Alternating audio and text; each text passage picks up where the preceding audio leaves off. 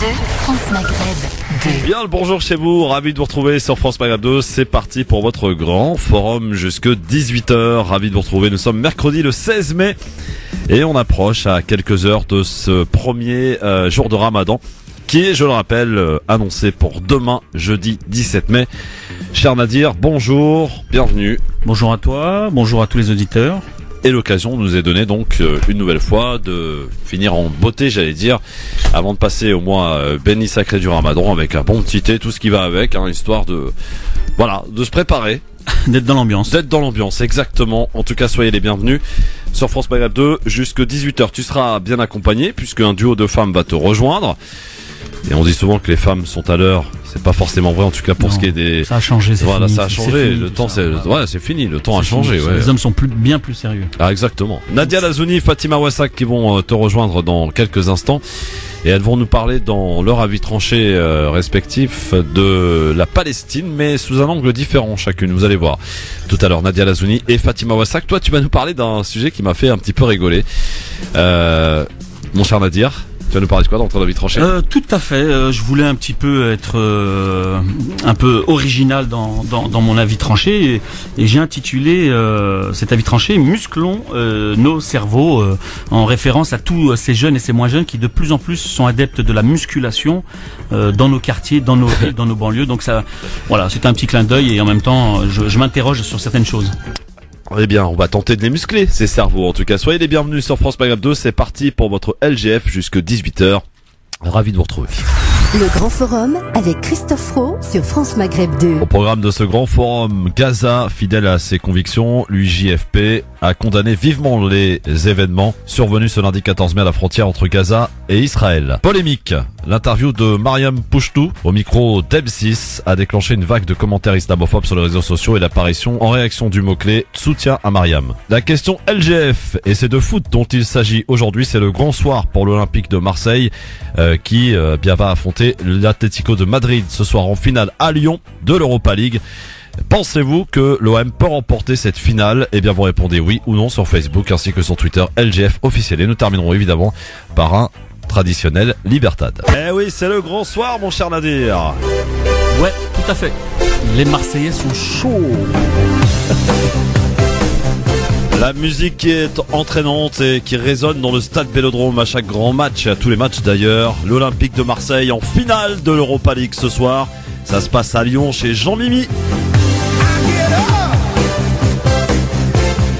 Finale contre l'Atlético de Madrid. Ce soir, c'est le grand soir pour l'Olympique de Marseille. On va dire que en 93, c'était la dernière date où Marseille était rentré dans l'histoire des clubs français avec cette Ligue des Champions. Et ce but, vous vous en souvenez, de Basile Boli de la tête. Et Marseille, évidemment, risque de faire la fête jusqu'à très tard cette nuit, même au-delà, si toutefois il parvient à venir à bout de l'Atlético Madrid. Ce qui n'est pas une mince affaire, je tiens à vous le dire quand même, messieurs, dames. On leur souhaite en tous les cas bonne chance. Et la question du jour est la suivante. Est-ce que vous pensez que Marseille peut le faire? Est-ce que Marseille peut gagner cette finale de l'Europa League? Eh bien, vous nous appelez au 01 40 33 9000 pour nous dire un petit peu ce que vous en pensez. Et, bien entendu, pour répondre aussi à cette question, est-ce que, vous pensez que Marseille peut le faire ce soir? Eh bien, vous répondez sur Facebook France Maghreb 2, Twitter LGF officiel, et pour l'instant, vous êtes plutôt confiant puisque 62% d'entre vous sur Facebook pensent que Marseille peut le faire et 60% sur Twitter. Nadir, est-ce que tu penses que Marseille peut le faire ce soir? Bah tu sais, moi je suis supporter du PSG. Oui, moi aussi. J'ai pas cette notion d'être contre l'OM en permanence sous prétexte que je soutiens le PSG. Non, moi je soutiens un club français. J'espère qu'ils vont pouvoir le faire. Ce serait quand même bien. Ça reste la France, Marseille, et j'ai beaucoup d'amis là-bas et même de la famille. Donc à partir de là, je souhaite qu'ils gagnent franchement, même si sur le papier l'Atlético est supérieur. Est supérieur, ouais. Et voilà. Mais on sait jamais, tu sais, quand t'as suivi un petit peu la coupe et les matchs de Marseille, on les a donnés souvent perdants. Ils ont réussi à gagner. Donc là, c'est quand même une finale. Ça va jouer sur un match. Je pense qu'ils vont mettre leur trip, leur cœur. Ils sont supportés. On joue en France, même si c'est à Lyon. Ah ouais. Donc c'est des facteurs qu'il faut pas négliger. Donc franchement, je souhaite que l'OM gagne. Je suis pas dans le sens de dire sous prétexte que je suis parisien, il faut absolument qu'ils perdent. Je suis pas dans cette logique. Bah non, club français en finale c'est un de club l'Europe, français. c'est important. Donc il faut absolument les supporter. Et puis j'espère pour Marseille qu'ils pourront enfin gagner cette coupe, ce qui fera 2 coupes quand même exceptionnelles. Absolument. L'Europa League, Champions League en 93. Ce serait super. 5 présences en finale en Coupe d'Europe pour l'Olympique de Marseille. On espère que ça sera la bonne pour ce soir. Et tout est possible en un match. C'est vrai que si ça avait été en match aller-retour, j'aurais dit franchement ça me paraît extrêmement compliqué. Mais dans une finale, quand on joue une finale, c'est pour la gagner, Nadir. Tout simplement. Quand on est sportif. Hein. C'est clair. Donc on va ce soir, bout, je pense qu'ils vont mettre le paquet. Et en plus, ils ont, j'allais dire, cette grande chance cette année. Cette finale se joue en France, donc formidable. Allez, donc l'OM. Ils sont à domicile. Ils sont à domicile chez eux, effectivement. À Lyon, chez Jean-Michel Aulas. Il va être ravi si Marseille gagne la finale ce soir.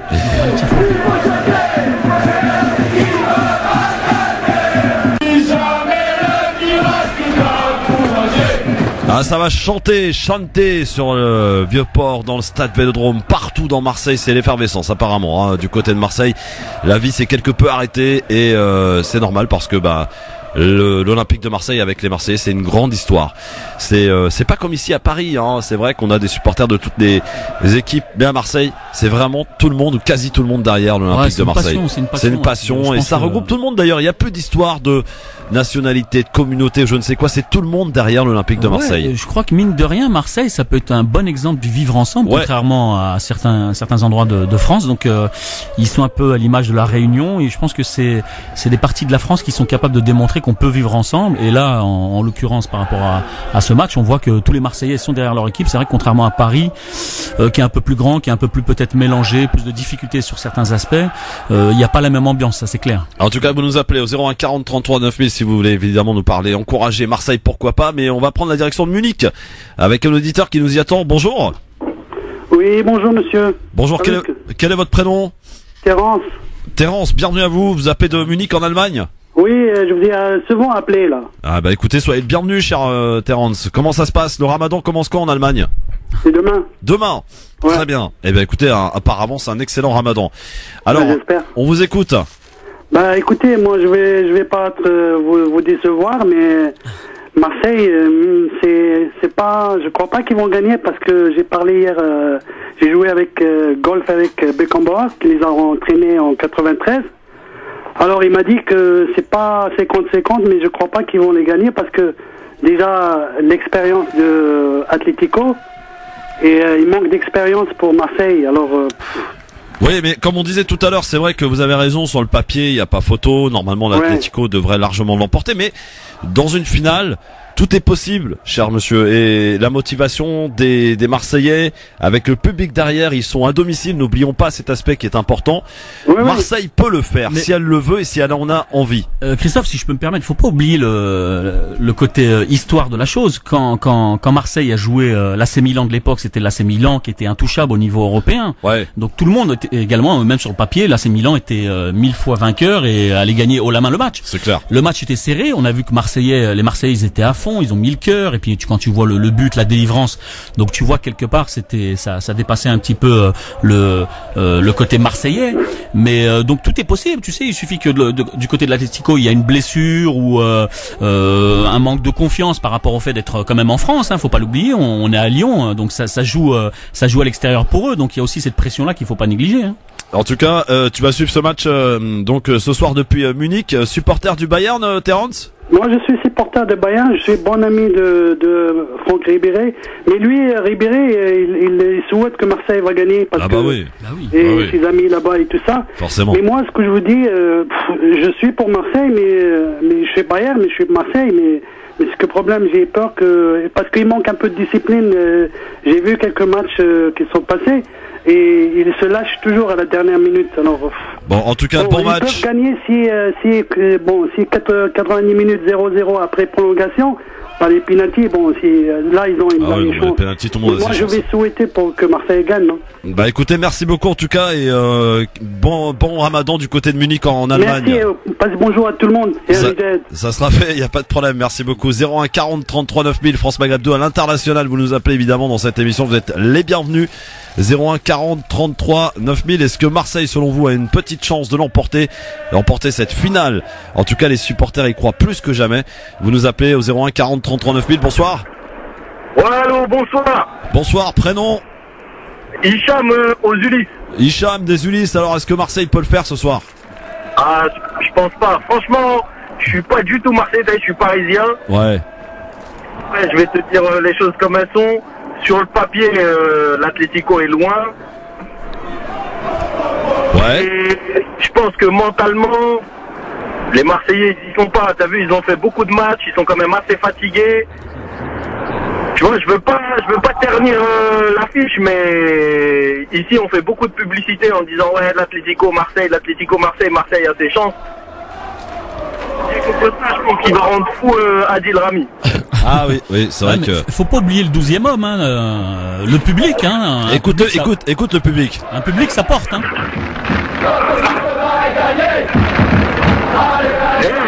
Ah oui, il est là le public quand même, hein. Le public marseillais, il est là, il est réputé quand même. Et en plus, depuis qu'ils ont quelque peu fermé le stade Vélodrome, alors là, ça résonne à donf. Hein.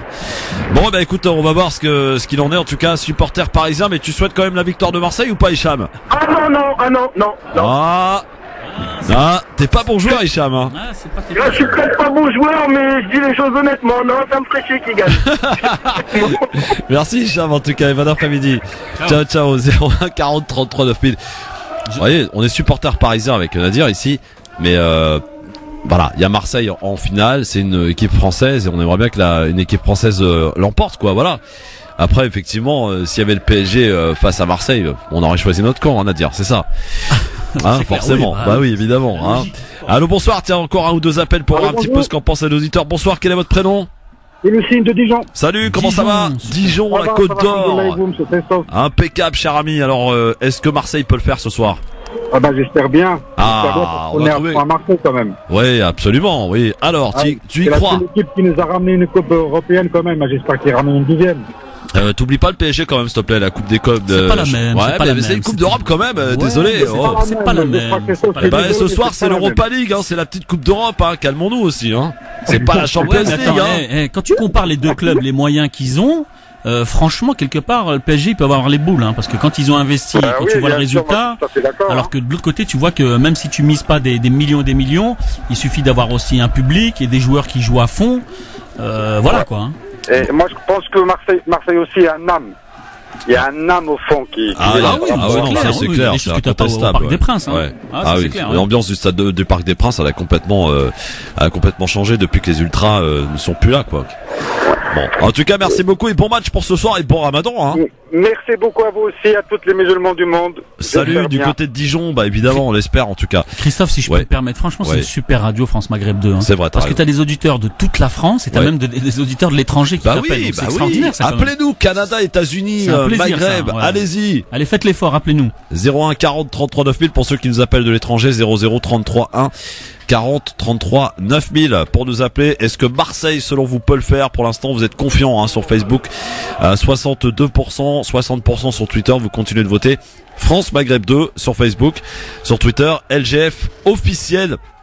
Évidemment, on pourrait nous en parler tout à l'heure dans Libertad, bien sûr, pour encourager l'équipe de Marseille et ses quelques supporters. Tiens, un dernier appel avant de passer, j'allais dire, à des sujets beaucoup plus sombres, beaucoup plus durs. Allô, bonjour. Allô? Bonjour. Oui, bonjour, quel est ton prénom? Malik, Comment ça va, Malik? Tu nous appelles d'où? d'Argenteuil. D'Argenteuil. Alors, Malik, est-ce que Marseille peut le faire ce soir? Allez, l'OM. Avec l'accent en plus. Hein. Bon, tu le sens bien ce soir? Ah ouais. Ouais. On est là. Bon, bah formidable. Bah écoute, on espère aussi, Malik. J'espère. Et bon Ramadan à vous tous. Hein. Ouais, merci également à toi aussi. Non, mais ce qui est extraordinaire aussi, c'est le nombre de supporters marseillais qui vivent sur Paris et la région. Moi, ça m'inquiète, ça m'a toujours inquiété, ça. Ouais, mais c'est historique dans les quartiers. On a toujours été attirés par cette ferveur marseillaise, cette façon de jouer au foot. Et c'est vrai que même si tu supportes ou on supporte le PSG, tu vois, c'est le côté bling bling qui fait qu'aujourd'hui le PSG a perdu un petit peu son âme. C'est pas le PSG des années 80, 90 où on vibrait d'une certaine façon, peut-être proche un petit peu des Marseillais. Ouais. Il y a quand même ce distinguo quand même. Hein. Malik, t'es parisien ou des Marseillais, toi? Non. Ok, Malik. Bon, eh bien, écoute, bon match et bonne finale, mon ami. À bientôt. Rachid, salut Rachid. Oui, bonjour. Salam alaikum à tous les auditeurs. Wa alaikum salam, Rachid. Tu nous appelles d'où? D'Orléans, Ramadan Moubarak. Orléans, 102.6, la fréquence. Ramadan Moubarak, mon frère. Alors, est-ce que Marseille peut le faire? Alors moi, je pense que c'est possible parce qu'on a vu des grands clubs perdre, notamment Barcelone contre l'AS Roma. Ouais. Donc sur un match, c'est possible parce qu'il suffit que l'Atlético fasse un mauvais démarrage, oui. Des mauvais passes, ils sont pas concentrés, un manque de confiance et ça peut basculer. Donc c'est possible, même si de l'autre côté, on sait que justement l'Atlético est deuxième de la Liga. Ils ont plutôt une meilleure visibilité sur le plan européen, mais ça peut être possible. Moi, je trouve que c'est pas impossible, ça peut se jouer. Je pense que Marseille, il faut vraiment qu'il fasse une bonne entame de match. Ouais. Et puis derrière, on va voir quelle sera la tactique de Rudy Garcia ce soir pour cette finale. On sait que Rudy Garcia, voilà, il est toujours, on lui reproche un petit peu ses choix tactiques. On verra si ce soir il sera inspiré, on l'espère en tout cas pour Marseille et pour les supporters marseillais. Quoi qu'il en soit, voilà, moi franchement, je vous dis honnêtement ce que j'en pense. Je pense que ça me paraît difficile pour Marseille, mais encore une fois, ce n'est pas impossible au vu du fil du match. Ça peut vite changer. Vous savez, des faits de jeu comme ça qui apparaissent en plein match peuvent tout faire basculer. On le sait en tant que supporter parisien, on l'a vécu l'année dernière. La fameuse remontada, on s'en est toujours parmi. Excusez-nous, mais voilà, c'est toujours dans nos têtes, c'est toujours présent là. Et c'est vrai qu'il peut se passer plein de choses dans un match. Et que tant que les 90 minutes sont pas terminées, eh bien, il peut encore se passer des choses. Et espérons que voilà, les meilleurs l'emportent et que celui qui va proposer du bon football ce soir l'emporte. C'est surtout ça. Merci en tout cas Rachid et bon match pour ce soir. Salut Orléans. 01 40 33 9000. Évidemment pour nous appeler, pour nous donner un petit peu votre sentiment. Voilà, on avait décidé un petit peu d'ouvrir un petit peu cette émission avec un peu de joie, avec un peu de fête parce que ça fait du bien, Nadir, avec tout ce qui se passe dans ce monde, c'est dur. D'autant plus qu'on va être amené à en reparler dans quelques instants de ces tensions, de ce côté sombre du monde. Eh bien, un match parfois peut rassembler tout le monde et peut faire du bien, peut entretenir ce fameux vivre ensemble. Allô, bonsoir, qui est là? Allô, bonsoir, c'est Fatima. Bonsoir Fatima, comment ça va Fatima?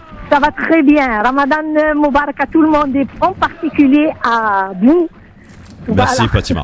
Et donc, allô, vous m'entendez là? Oui, on vous entend bien Fatima. Voilà. Donc moi, je souhaite à Marseille de tout mon cœur de gagner. Ouais. Et je voudrais dire à ces supporters aigris du PSG, pas vous, donc, qu'est-ce qu'elle a gagné? Qu'est-ce qu'ils ont gagné le PSG à part les petites équipes? Rien. Donc, arrêtez de nous casser la tête. Aujourd'hui, les Marseillais vont être champions. Et voilà. Alhamdoulilah. Vous êtes d'où, madame? Vous êtes d'où? Elle est de Paris. Vous êtes une Parisienne, Fatima, c'est ça, Je suis parisienne de corps, mais de cœur marseillaise. Ah ouais, carrément, ouais. Ok. Bon, merci, Fatima. Allez, bon match. Bon match, en préparant la Chorba, 01 40 33 9000. Bah oui. Les clichés, ça peut être son mari. Ah oui, c'est vrai. Attends, il y a des femmes maintenant qui savent même plus. Je sais pas, moi j'ai l'habitude que ce soit ma femme qui prépare la Chorba et la halal, moi. Allô, bonsoir, qui est là? Allô, Christophe? Ouais, Mouloud à l'appareil. Salut Mouloud. Alors Marseille. Bonjour Nadir. Bonjour Mouloud. Alors, est-ce que Marseille peut le faire, Mouloud? Bah moi déjà, je suis supporter de Marseille depuis le début. Ah ouais? Ah ouais, depuis le début, je suis... Ça se soigne pas, ça. C'est la vie, ça se soigne pas, ça. Ouais. Tu sais qu'il y en a beaucoup à Paris. Moi, je me fais... bien sûr. Je me fais vanner tous les jours par les petits, là, qui sont PSG. Ouais, c'est des bouffons. Je leur dis à l'OM, ouais, c'est des bouffons. Non, il y en a plein dans les quartiers, même sur la région parisienne, qui sont marseillais. Ouais, mais Marseille, c'est un club c'est un club populaire. Par exemple, tu disais, Christophe, le Parc des Princes, maintenant, c'est plus populaire du tout. Non, il n'y a plus d'ambiance. Il n'a pas d'âme.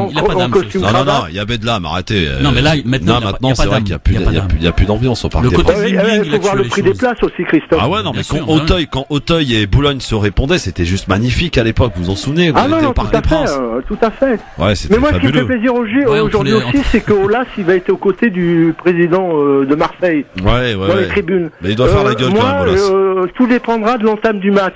Exact. S'ils prennent pas de but en début de match, ça peut. Je suis réaliste. Moi, je suis comme Christophe. Je connais un peu le football. Normalement, la logique, ça serait que ça va être très très dur. l'Atlético, hein. Mais enfin, sur un match, ils jouent chez eux. C'est ça qui est intéressant. Je pense que ça peut se faire. Et puis, il y a un autre Christophe. Je sais pas si vous savez. Ça serait bénéfique pour le football français si l'OM gagnait la finale, parce que ça libérerait 2 places. Exact. Ouais, non, mais ça serait bon pour le football français. C'est-à-dire que l'OM irait directement en Ligue des Champions, et le 3e et le 4e, que ce soit Lyon, Monaco ou un autre, irait directement en Ligue des Champions. Donc les clubs français ont tout intérêt, en particulier les 5 premiers ont tout intérêt à ce que Marseille gagne. Les gens ne savent pas, mais c'est dans le règlement. L'OM irait, et pour la Ligue Europa, il y aurait un club de plus qui irait. Exact. Sinon, Christophe, je voulais finir, j'ai une pensée quand même pour les 62 morts palestiniens. Évidemment. Depuis 2 jours, moi je suis abattu vraiment. Tu sais, Christophe, j'ai regardé il y a 3 jours sur CNews. Il y avait un reportage à Jérusalem et ils interrogeaient une Française une chrétienne qui habitait là-bas à Jérusalem. Et à un moment donné, elle pleurait par rapport à ce qui s'était passé. Et tu sais ce qu'elle a dit, Christophe? Si nous on le disait à l'antenne, elle a dit je ne comprends pas ce peuple qui a tant souffert, qui a été victime des nazis, qui se retrouve bourreau, qui fasse exactement la même chose que ses bourreaux. Après, Mouloud, il faut pas, à mon sens, il faut pas mettre ça sur le dos d'un peuple. Sur le dos d'un dirigeant. Du peuple palestinien, il parlait du peuple palestinien. Non, du peuple. Elle a parlé du peuple. Comment se fait-il qu'un peuple qui ait autant souffert? Voilà. En l'occurrence, le peuple juif. Appelons-les-nous. Je suis pas du tout. Non, mais il faut pas, à mon avis, à mon sens, je comprends, il y a de la colère. Mais il faut faire le distinguo avec le gouvernement d'extrême droite israélien. Tu sais qu'il y a des manifestations d'Israéliens devant l'ambassade pour protester contre le. Mais bien sûr. En Israël, il y a un mouvement de la paix. Non, moi, pas du tout. Et moi, ce qui m'a surpris hier, Christophe, c'est que j'étais dans un café avec des copains, et il y avait des Français. Quand je dis Français, je veux dire des Français qui sont pas du tout concernés par ce qui se passe là-bas. Et j'entendais les commentaires qui parlaient d'ordures par rapport à ce qui s'était passé, de tirer sur des civils. Tu vois un peu la réaction. C'est vrai. Je sais pas si vous regardez la télé, vous parliez des médias l'autre fois avec monsieur Tarek Mami. Moi, ils m'ont fait plaisir pour une fois. Parce que je sais pas si t'as vu le parallèle, à un moment il y avait la cérémonie où il y a la fille de Trump, qui riait et tout ça, et en parallèle il y avait l'image des mecs qui se faisaient tuer. Et ça c'était vu dans le monde entier. Exact. Et à mon avis ils ont perdu la bataille des images. C'est pas grand chose, mais moi je trouve que c'est déjà beaucoup. Sinon il y a une image qui m'a fait plaisir hier. J'ai regardé l'Assemblée nationale. C'était la gueule de Meir Habib. Parce que toutes les questions de tous les groupes allaient dans le même sens, c'est-à-dire qu'il parlait de massacre. Et lui sautait sur le siège. Il était tout seul, complètement isolé. Et ça m'a fait plaisir, Christophe. Merci Mouloud. C'est moi qui vous remercie. Puis Saharam Danko à partir de demain. À toi aussi, mon cher ami Mouloud.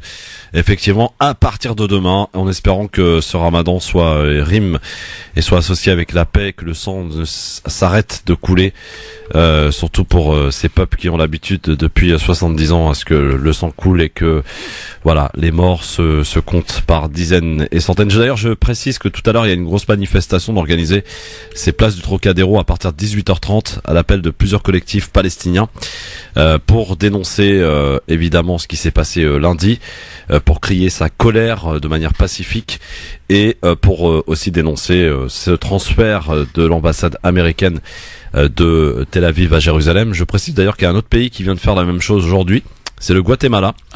Et cette fois-ci, c'est le président en personne, Jimmy Morales, qui est venu inaugurer l'ambassade du Guatemala à Jérusalem aujourd'hui, dans la ville 3 fois sainte. Donc voilà. 01 40 33 9000. Allô, bonsoir, qui est là?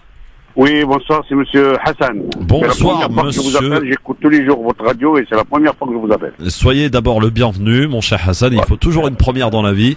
Et en espérant que ce soit pas la dernière, mon cher Hassan. Vous nous appelez d'où? Je vous appelle de Saint-Denis. De Saint-Denis, donc 93. Je suis un chauffeur de taxi, je vous écoute tous les jours, et 24 sur 24, vous voyez ce que je veux dire? Ah oui, je vois très bien. Tous les taxis, même quand vous passez les chansons portugaises. Ah, les chansons portugaises, c'est con ça? Ouais, espagnol, portugaise, vous savez ce que je veux dire, hein? Ouais, non, les pas chansons portugaises, c'est quoi? Non, expliquez-moi, je sais pas. Non, entre le matin, vers minuit et 2h, ou 3h. Oui, les chansons kabyles. Non, en fait, non. En fait, le matin, faut expliquer aux auditeurs parce qu'il y en a qui comprennent pas. Sur Paris, en fait, France Maghreb 2 commence à 14h jusqu'à 6h du matin. Voilà. Et avant, c'est une autre radio que c'est AYP, c'est les Arméniens qui partagent la fréquence, mais sur les autres villes, évidemment, vous pouvez déguster France Maghreb 2 toute la journée, absolument. Alors, Hassan, qu'est-ce qui se passe? Parlez ouvertement? Bah oui, dans la mesure du respect et évidemment, oui, pas de problème, allez-y. Ah. Hassan? Ah bah voilà, là, à mon avis. Allô? Oui, Hassan, on vous écoute. Je peux vous parler ouvertement? Allez-y, parlez-nous ouvertement, mon cher Hassan. Écoutez, c'est un génocide. Vous savez ce qu'ils sont en train de faire, les Israéliens? Ils sont en train de faire le même système que les Allemands quand ils tuaient les Juifs.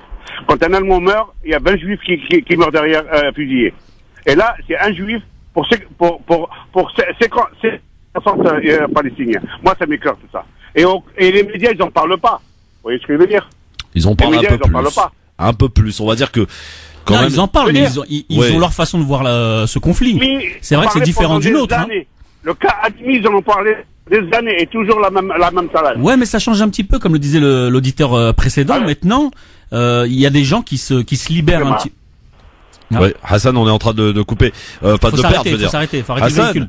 Hassan. Faut déposer le client. Bon, Hassan, rappelle-nous quand tu veux, en tout cas, mon cher Hassan, mais t'as pu t'exprimer, voilà, tranquillement. Effectivement, comme se pose beaucoup la question. Mais, tu sais, le terme génocide, moi je l'avais déjà employé, je l'emploie encore et je l'emploierai toujours. Après, ça plaît pas à certains. Il y a des mots qui reviennent dans les médias, et d'ailleurs, on écoutera tout à l'heure dans le zapping Alain Grèche, qui a recadré un journaliste de RT France, qui parlait d'affrontement, mais il dit, mais il faut arrêter de parler d'affrontement, c'est un massacre. Ayons pas peur de le dire, c'est un massacre. Voilà. Allô, bonsoir. Oui, bonsoir Christophe. Bonsoir, quel est votre prénom? C'est Jalil de Paris. Salut Jalil de Paris, Ramadan Moubarak Jalil. Merci à toi aussi, à tout le monde, à tous les auditeurs, pardon. Alors, on t'écoute Jalil, qu'est-ce qui se passe? Non, je voulais vous souhaiter un bon Ramadan et puis merci. Je voulais dire aux Palestiniens bon courage et continuer la résistance, c'est tout. Exactement. Merci Jalil et bon Ramadan à toi aussi. Merci à vous, bon courage, bonne continuation. On est là, t'inquiète, on est là tous les jours pendant ce mois du Ramadan pour vous accompagner, pour vous proposer évidemment le grand forum tous les jours de 16h à 18h. La possibilité vous en est donnée, bien entendu. Allô, bonjour. Allô, bonjour. Prénom, ville d'appel? Samir, Romainville. Salut Samir de Romainville, comment ça va? Ça va, voilà, alhamdoulilah. Ici, il y a du soleil, tout va bien. Ah, il y a du soleil, le Ramadan arrive, donc alhamdoulilah. Alhamdoulilah. Et Inch'Allah, l'OM, ils vont gagner ce soir. Ah. Et une grosse pensée à nos frères palestiniens. Exactement, grosse pensée, effectivement. Faut pas on en reparlera d'ailleurs dans un instant. Oui. Voilà, quoi. Eh ben écoute, merci à toi, bon match et surtout bon Ramadan. Merci beaucoup. Merci à toi aussi, Christophe. Voilà, bon bah écoute, on va dire que dans l'ensemble c'est les supporters de l'OM qui ont pris la radio d'assaut, ça m'inquiète un peu moi. Moi qui suis supporter parisien à dire. Ouais, et puis les Parisiens qui supportent les Marseillais. Ouais, c'est ça. On a eu plus de Parisiens qui supportent les Marseillais que des Marseillais là. C'est vrai, mais il faut faire un débat là-dessus. Il y a un vrai problème. Il y a un vrai problème. On a profité comme ça que avant que les intervenantes féminines du Grand Forum arrivent pour parler de foot. Voilà, on est parlé entre nous, entre hommes, quoi. Quoique, vous savez qu'il y a de plus en plus de femmes qui s'intéressent au foot, Nadir. Il y a de plus en plus de femmes. Il y a des équipes féminines qui cartonnent techniquement. L'équipe de France, quand tu regardes un peu leur jeu, fut un temps on dit ouais c'était un peu lent, mais techniquement c'est l'équivalent des hommes. Moi j'ai vu des trucs de dingue faits par des femmes au niveau de l'équipe nationale, même au niveau des équipes nationales comme Lyon, comme PSG, mais techniquement elles sont au top. Hein. Effectivement. Bon, allez, il y a beaucoup d'appels aujourd'hui. Allô, bonsoir, qui est là? Allô, bonsoir, c'est toi, ami. C'est toujours le même parce que t'as coupé en prenant. Ah, notre ami le taxi? Non, taxi, exactement. Ouais. Je voulais vous dire, Chris, je vous appelle Chris, Maintenant que je vous connais, que je vous entends tous les jours, je peux me permettre de vous écrire. Oui, permettez-vous, allez-y. Je vous assure que votre radio, elle est super, déjà d'une. Merci. Et je vous promets, je vais vous donner un tuyau. Il y a à peu près 15% de taxis qui écoutent que ça. Ah oui, on les salue les taxis parce qu'ils sont top, hein, ils écoutent beaucoup la radio et... Je vous assure que quand je l'écoute, surtout quand vous parlez de la Palestine, je pleure. Ah oui, je pleure, les larmes. Là, j'ai fait pleurer, là. Bah écoutez, vous risquez de pleurer à nouveau parce qu'on va en parler avec Fatima Wassak et Nadia Lazouni dans un instant. Justement, mais ça me fait pitié, personne ne bouge. Nous, les Arabes, on s'est mis d'accord pour ne pas être d'accord, c'est ça le problème. C'est ça qui me tue. Ouais. Merci en tout cas et on salue tous les taxis. Bon Ramadan. Ne jetez rien, gardez tout. Merci. Merci. C'est bien, ça, c'est génial. Allez, un petit dernier pour la route avant la pause et avant de passer à des sujets beaucoup plus graves. Allô, bonjour. Bonjour. Bonjour. Quel est votre prénom? Je m'appelle Sonia. Bonsoir Sonia. Vous nous appelez d'où? Je vous appelle du 95 à Hermont. Ah, très bien. Bonjour à vous, le 95. Qu'est-ce qui se passe, Sonia? Franchement, c'est pour vous dire, j'espère que l'OM, on va gagner ce soir. Il y a même des fans qui mettent maintenant. On mérite. Inch'Allah, on gagne. Super. Fatima Wassak, t'as vu un peu? C'est magique, hein. Et donc, j'apprends qu'il y a un match ce soir. Ah bah, Fatima vit sur une autre planète. Un bon Ramadan à tous et également. Merci Ramadan Sonia. Ramadan Moubarak à toi. à vous aussi, allez. À bientôt, au revoir. Fatima, tu plaisantes, j'espère. Bonsoir. Bonsoir. Bonsoir, chère madame. Tu vois, on a profité de le fait que tu arrives légèrement en retard, on va dire. Mais j'étais pas en retard, j'attendais là, je frappais à la porte. Zahama. Donc, pour parler un peu de foot, oui, il y a un match ce soir. Et à mon avis, chez toi, tu vas pas y échapper. Hein. On va regarder le foot ce soir. Ouais, en sachant qu'il y a une manif à 18h30 pour la Palestine, oui, quand même, avant le match. L'un ne va pas sans l'autre. La manif et après le match. Voilà. 18h30. L'excitation. Place du Trocadéro. On y va tranquille, pacifique, évidemment, pour montrer son indignation, effectivement. Son soutien et sa colère. Hein. On est en colère. On est en colère, on le fait savoir. C'est ce que tu vas le faire savoir d'ailleurs au travers de ton avis tranché, ma chère Fatima.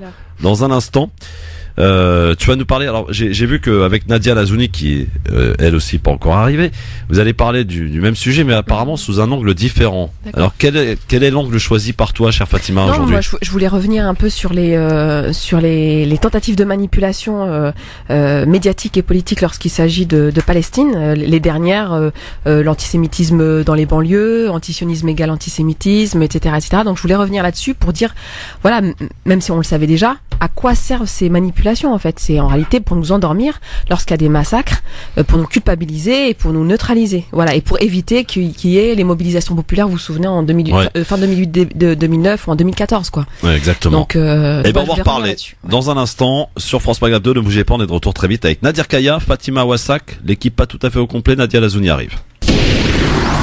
LGF, le grand forum, merci d'être avec nous sur France Maghreb 2. On le rappelle évidemment, deux rendez-vous importants aujourd'hui, 18h30 place du Trocadéro à Paris pour cette manifestation évidemment de soutien aux Palestiniens.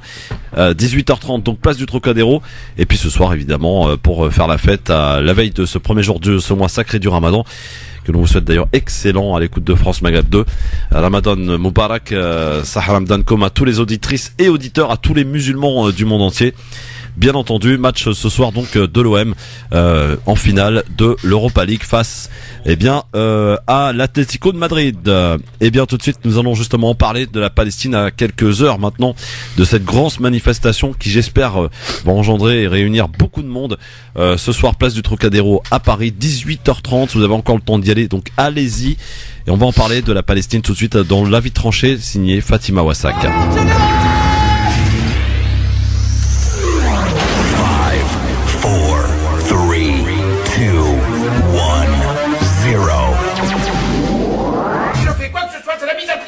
Alors piétinez-moi, allez-y. Fatima qui va nous parler effectivement de la Palestine et du traitement médiatique. Oui, alors vous le savez, plus de 55 Palestiniens ont été tués par l'armée israélienne ce lundi 14 mai, avec aussi plus de 2700 blessés alors qu'ils manifestaient pacifiquement dans la bande de Gaza. Et depuis le 30 mars, début de la grande marche du retour, les Israéliens ont tué plus de 110 Palestiniens, dont beaucoup d'enfants. qui, vous le savez, sont ciblés aussi, et ils ont fait des milliers de blessés par balle. Alors en France, on comprend mieux, mais si on l'avait pas déjà compris, quels étaient les objectifs des tentatives de manipulation médiatique et politique concernant directement ou indirectement la Palestine. En fait, il s'agit de neutraliser les levées de boucliers quand des massacres comme celui de lundi sont perpétrés. Alors, quelles sont ces manipulations médiatiques et politiques? Alors, quelques exemples, quelques rappels. Par exemple, l'injonction à ne pas importer le conflit israélo-palestinien, injonction émise par des gens qui passent leur temps à défendre en France les intérêts de l'État colonial israélien.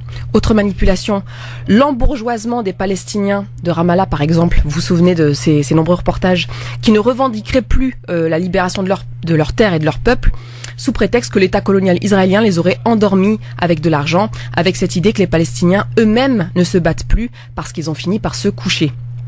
Autre manipulation, antisionisme égale antisémitisme, et puis le dernier gros matraquage en date, et c'est lié, l'antisémitisme des banlieues. Alors pourquoi tout ça a autant été matraqué?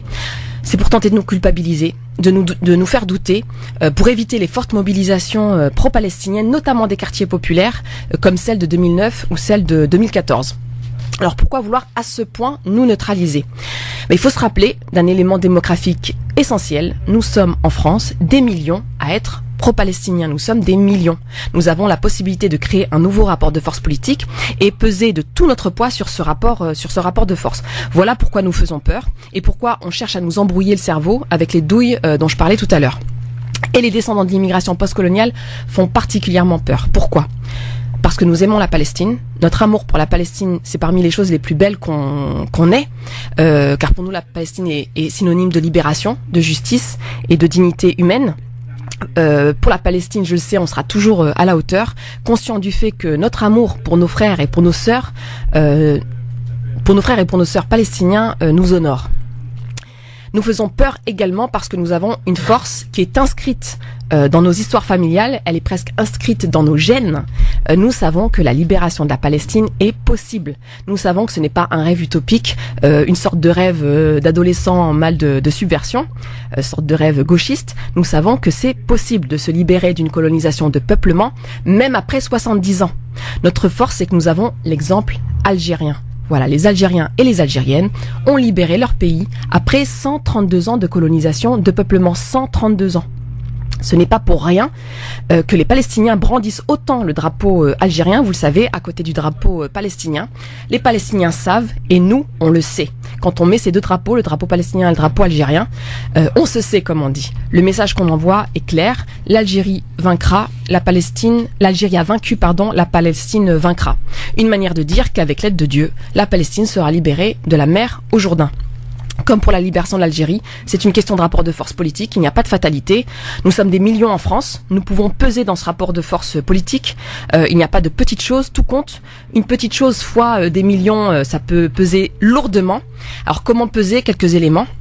Transmettre aux enfants, comme les Palestiniens d'ailleurs transmettent à leurs enfants. Quand on voit les manifestants aujourd'hui sont très très jeunes, c'est que leurs parents, leurs grands-parents leur ont transmis leur lutte. Donc il faut raconter, il faut créer des supports culturels pour transmettre la Palestine à nos enfants. Il faut faire attention aussi à ce qu'on achète, vérifier l'origine de ce qu'on achète. Il faut mettre la Palestine au centre de nos événements, ce qu'on organise, les événements artistiques, les événements culturels, politiques, associatifs, militants, etc. Autre point très important, il faut interpeller les élus locaux, les députés, les maires, les ministres, que sais-je. On les interpelle sur le ramassage des ordures, on les interpelle sur les enjeux climatiques, on les interpelle sur l'augmentation des impôts, etc. Il faut pouvoir les interpeller sur leur prise de position par rapport à la politique coloniale meurtrière menée en Palestine. Parce que les médias, l'échiquier politique, les institutions, etc. ne vont pas dans un seul sens. Voilà, ils sont traversés, ces espaces-là sont traversés aussi par des rapports de force politiques.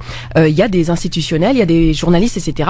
Qui s'opposent à l'État colonial israélien. Il faut pouvoir s'appuyer sur eux, il faut pouvoir peser là-dessus. Autre élément, il faut manifester. Voilà, manifester, ça ne sert pas à rien. Par exemple, un rassemblement, tu l'as rappelé Christophe tout à l'heure, est prévu ce soir à 18h30, place du Trocadéro. Il faut y aller en masse pour dire stop au massacre et pour soutenir la résistance palestinienne. Voilà, il y a d'autres événements qui sont à venir. Il y a une grosse manifestation qui se prépare. Il faut soutenir toutes les initiatives. Donc je dis aux auditeurs et aux auditrices qui nous écoutent et qui le peuvent, voilà, rendez-vous tout à l'heure, 18h30, place du Trocadéro. gloire au peuple palestinien. Merci Fatima. Alors il y a beaucoup de choses dans ton avis tranché et un élément que j'ai envie de soulever, peut-être pourquoi pas s'attarder un petit peu si vous le voulez bien avec les auditeurs. On est là en période de Ramadan et beaucoup évidemment de personnes, y compris nous-mêmes d'ailleurs, allons faire les courses et on consomme beaucoup d'ailleurs. Et si je puis placer aussi une petite recommandation, essayons de gâcher le moins possible parce que la période du Ramadan rime souvent avec le gâchis terrible que l'on peut voir parce qu'on achète beaucoup et on jette beaucoup durant ce mois sacré du Ramadan, alors que normalement c'est tout à fait l'inverse qu'il faut faire, c'est essayer de consommer et gâcher le moins possible. C'est une période de générosité, c'est une période de spiritualité. Essayons de ne pas voir le Ramadan que par la bouffe. Et c'est vraiment un petit peu ce qui est devenu chez certains en tout cas le Ramadan. Et il est important de sensibiliser les auditrices et les auditeurs. C'est un moyen d'action aussi parce que chacun on se dit oui mais qu'est-ce qu'on peut faire pour la Palestine? Pas commencer déjà par faire attention à ce que l'on achète, à ce que l'on consomme, en regardant la provenance des produits. On sait qu'il y a des magasins qui nous ont trompés et qui ont été condamnés grâce à la vigilance de certains. Donc attention à faire en sorte d'acheter, j'allais dire, engagé. Nadir, ça fait partie aussi j'allais dire, de ton quotidien aussi de faire attention à ce que tu achètes, la provenance du produit. Parfois oui, parfois non, parce que faut que ça change, Nadir. Je te dis tout de suite, faut que ça change. Ouais, mais j'ai d'autres priorités. Après, c'est vrai que c'est peut-être une habitude à prendre, pas simplement par rapport à l'origine proprement dit, c'est-à-dire voir le pays, mais surtout par rapport à une certaine garantie de qualité. Il y a peut-être et puis aussi la période aussi. Après, si on parle des fruits, des légumes, il y a aussi des périodes qui sont propices à l'achat de ça. Donc, c'est pas se limiter qu'à savoir l'origine du produit. Oui, mais quand même, c'est important. Enfin, je sais pas ce qu'en pense Fatima. Toi, tu fais des courses comme beaucoup de gens. Tu fais attention, Fatima, à ce que t'achètes? Ah oui. Bon, déjà, en plus, tu sais, je suis engagée par rapport à l'alimentation végétarienne, etc., etc. Donc déjà, je regarde, voilà. Et puis il y a pas que ça, les conservateurs, les sucres ajoutés, etc., etc. Donc de toute façon, je regarde toujours les étiquettes. Effectivement, t'as raison de rappeler qu'il y a eu de la manipulation sur la provenance des aliments. Donc parfois, par exemple, on avait origine Maroc. Donc, quand tu grattais en fait, voilà, c'était origine Israël. Effectivement, il y a eu des condamnations. Auchan a été condamné. Ouais, d'origine Espagne, et ça venait du Maroc. Les melons, les clémentines, les tomates, il y a beaucoup de produits qui Faites attention aux avocats, beaucoup. Ouais, les avocats, exactement. Ouais, les mandarines, etc., etc. Ouais. Donc effectivement, faut faire, c'est un des moyens comment dire, un des leviers en fait pour lutter contre la normalisation d'une politique. Pareil qu'il existe même des dates israéliennes. Alors faire attention, les dates. De toute façon, les meilleures dates, c'est algérienne. Ah, on est d'accord. De l'univers, ouais, carrément. Non, Fatima, t'es pas d'accord? Pas de débat là. Si, je te l'accorde. Voilà. Bon. Voilà. Donc, faites attention, évidemment, à ce que vous achetez. Il y a possibilité d'acheter, engagé, utile. Et puis, vraiment, recommandation, Fatima, je pense que là, tu m'appuies aussi. Faire attention au gâchis, parce que le Ramadan. Ouais, en même temps, il y a juste une toute petite chose que j'aimerais dire quand même, parce que, c'est vrai qu'on a tendance un petit peu à caricaturer les familles qui ont des tables comme ça, ultra garnies, avec plein de plats, où il y en a trop, etc., etc. Bon, déjà, quand même rappeler que le mois du Ramadan, c'est, par exemple, pour ce qui me concerne dans ma famille, c'est un moment, chez mes parents, par exemple, c'est le QG. Voilà, on se retrouve tous, etc. Moi, je sais que je vais monter à Lille, etc. C'est-à-dire qu'on se retrouve là, et du coup, c'est l'occasion. T'es du Nord, toi? Ouais, voilà, de Lille. Et c'est l'occasion, en fait, de retrouver certains plats qu'on n'a pas l'habitude de faire tout au long de l'année, mais là, voilà, on fait un effort, etc. pour faire des plats traditionnels. Ça, c'est la première chose. Deuxième chose, il faut aussi penser aux personnes qui sont isolées de leur famille, aux étudiants notamment, etc. Mais qui coupent le jeûne, par une soupe Knorr, par un pauvre sandwich, parfois par un grec, etc., etc. Où là, tout à coup, on se retrouve avec vraiment une nourriture qui donne pas du tout envie. Et ces étudiants-là, ces étudiantes-là, ces jeunes-là, en fait, rêveraient de pouvoir partager ces tables bien garnies de mets traditionnels, etc., etc. Donc, ça fait partie quand même aussi. Alors, je dis pas qu'il faut réduire le Ramadan à la bouffe. C'est pas du tout ça que je dis. Mais quand même, ça peut être l'occasion aussi de se retrouver en famille autour de plats traditionnels avec une variété, une diversité de plats qu'on n'a pas tout au long de l'année. Donc voilà, faut pas non plus caricaturer. Et vraiment, encore une fois, je pense aux étudiants et aux étudiantes, notamment en région parisienne, qui passent le mois du Ramadan seuls et qui se retrouvent vraiment avec le minimum, quoi, et qui rêveraient d'avoir la nourriture de maman à table. Absolument, d'autant plus que les plats de maman sont souvent les meilleurs. Voilà, les meilleurs, exactement. C'est ce que diront tes enfants plus tard, Inch'Allah. Inch'Allah. Allez, c'est parti pour le zapping. Si on prend 100 millions d'Africains, d'un remplacement de population. Bon, voilà. Parce que les mots Bamboula, d'accord, ça veut maintenant, moi, très franchement, je vois un barbu en djellaba. La réimmigration, c'est le départ des immigrés. Réellement le déradicaliser, est-ce que c'est possible? Donner une bonne dose de cheval. Pas de votre calmement, mais je me sens très bien. Si la connerie se mesurait, il servirait de mettre étalon. J'adore ce jingle. Ah oui, il résume vraiment bien un petit peu ce qui se passe dans ce zapping. Alors justement, pour commencer ce zapping, direction Europe 1 à la radio ce matin. Raphaël Antoven, vous connaissez? Oui, c'est un... Malheureusement. Oui, voilà. Eh bien, ce matin, il a profité de sa chronique pour dénoncer, écoutez bien, l'islamophobie de Laurent Bouvet. Je vous assure que c'est vrai, c'était ce matin sur Europe 1, écoutez. Et bien que la jeune femme porte un hijab qui s'arrête aux épaules, Laurent Bouvet précise dans un entretien au Figaro, plus long qu'un tweet, qu'à ses yeux, le degré de couverture, je le cite, signale nettement la revendication politique qu'est l'islamisme. Or, contrairement à ce qu'il dit, on n'en sait rien. Comment peut-il déduire l'islamisme d'une tenue ? Si la jeune femme était voilée intégralement, si elle n'avait pas de visage, bon, ok, mais là, de quel droit? Si ça se trouve, elle est rock'n'roll, Mariam Pouchtou. Qu'est-ce qu'on en sait? L'habit ne fait pas le moine. Quoi qu'il en soit, comme Laurent Bouvet ne s'appuyait pas dans son commentaire sur les propos de Mariam Pouchtou, mais uniquement sur son apparence, on est ici en plein procès d'intention. Est-ce que vous parleriez d'islamophobie? Oui, la remarque de Laurent Bouvet était islamophobe. Mais islamophobe, à mon sens, au seul sens que devrait avoir ce mot, c'est-à-dire non pas la xénophobie anti-arabe, mais la détestation de l'islam comme religion. Qu'elle dise ou non le fond de ses pensées, la remarque de Laurent Bouvet sur la tenue de Mariam Pouchtou laissait entendre a priori que la pratique assidue de sa religion entrait en contradiction avec les valeurs du syndicat qu'elle représente. Et ça, incontestablement, c'est islamophobe. Raphaël Antoven ce matin chez nos confrères d'Europe 1 qui dénonce l'islamophobie de Laurent Bouvet à propos évidemment de cette affaire qui a fait grand bruit. Nouvelle polémique, j'ai envie de dire, totalement stérile. Alors qu'est-ce qui est stérile? La polémique. Mais c'est pas ce que dit Enthoven. Oui. Alors là, c'est magnifique. Oui. C'est magnifique. Là, j'ai envie de sortir le popcorn. Oui, c'est vrai. Il a changé. Qu'est-ce qui s'est passé? Mais non, c'est pas qu'il a changé. Alors lui, c'est le pote à la compote du printemps républicain. Oui, c'est pour ça que j'étais surpris en fait. Mais c'est bien. Franchement, sortons de popcorn. Apprécions le fait qu'ils se tapent les uns sur les autres. Franchement, c'est le début de la fin pour eux. Vraiment, je pense que c'est le début de la fin pour le printemps républicain. Ils ont été trop loin. Ils se dévoilent. C'est-à-dire qu'ils ont toujours été d'extrême droite. Ouais. C'est des fachos. Ouais. Voilà, le printemps républicain, c'est des fachos. Sauf que ils passaient par des valeurs soi-disant de gauche, etc. Ils essayaient de se masquer comme ça, de pas être trop proche de la fachosphère, alors qu'évidemment tous ceux qui les suivent, les likes, etc. C'est que la fachosphère.